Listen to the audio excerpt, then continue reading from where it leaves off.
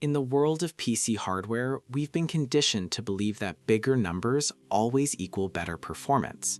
When DDR5 launched, the headlines were dominated by massive transfer rates, 5,000, 6,000, even 8,000 megatransfers per second. But there is a hidden cost to these high frequencies that manufacturers rarely highlight in bold text. While the bandwidth, the total volume of data moved, increases, the latency, the time it takes for the CPU to actually receive the first byte of that data, often remains stagnant or even regresses. This is the DDR5 latency trap. If your workload involves jumping around memory addresses rather than reading one long continuous file, those high clock speeds might be doing nothing but generating heat and costing you money. Today, we look past the box art to understand the true physics of memory. To understand why speed isn't everything, we have to look at the math. Real-world latency is measured in nanoseconds, and it's determined by the relationship between the clock speed and the column address strobe latency, or CL. The formula is simple: CAS latency multiplied by 2000 divided by the data rate. When you see a kit of DDR5 6000 with a CL of 30, the math yields exactly 10 nanoseconds. Now, compare that to a much faster kit of DDR5 8000. If that kit has a CL of 40, the math is exactly the same, 10 nanoseconds.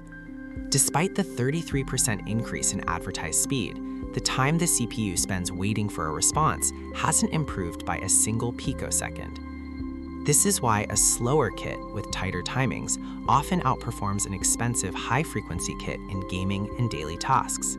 DDR5 isn't just DDR4 with a higher number. The architecture fundamentally changed. In DDR4, a single stick of RAM acted as one 64-bit wide channel. DDR5 splits this into two independent 32-bit subchannels. This is like turning a single-lane highway into a two-lane road.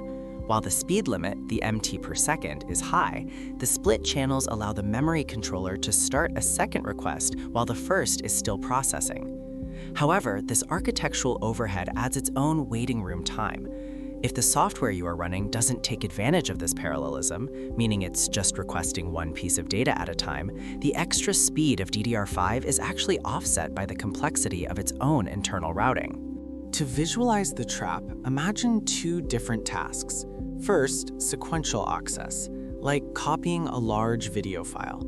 Here, the high clock speed of DDR5 shines. It's like a high-speed train moving a massive amount of cargo in one direction. But now consider random access, like a modern open-world game or a complex database.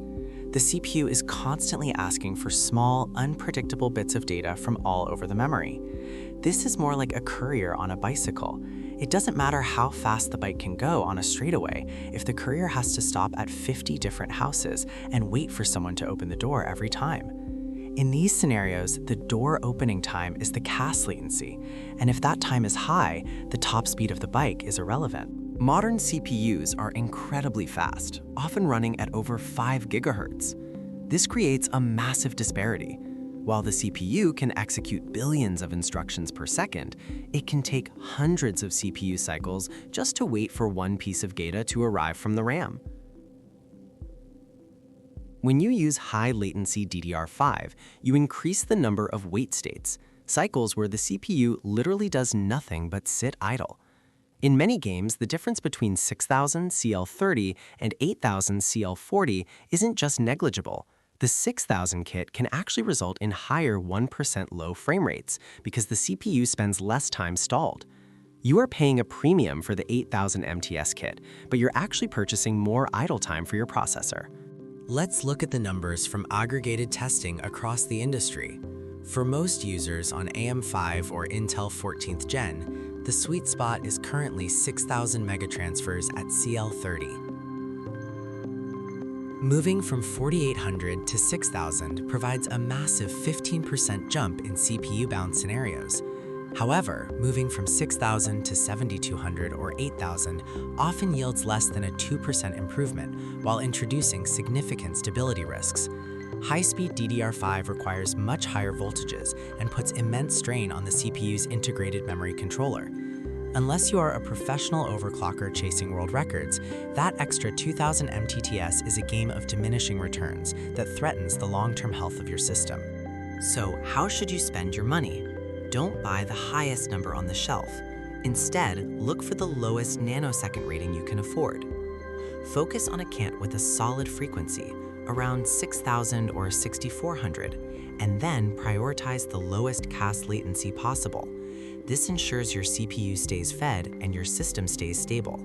Remember, bandwidth is for show, but latency is for go. If you found this technical deep dive helpful, consider subscribing for more hardware architecture analysis. I'm here to help you build a system that works, not just a system that looks fast on paper.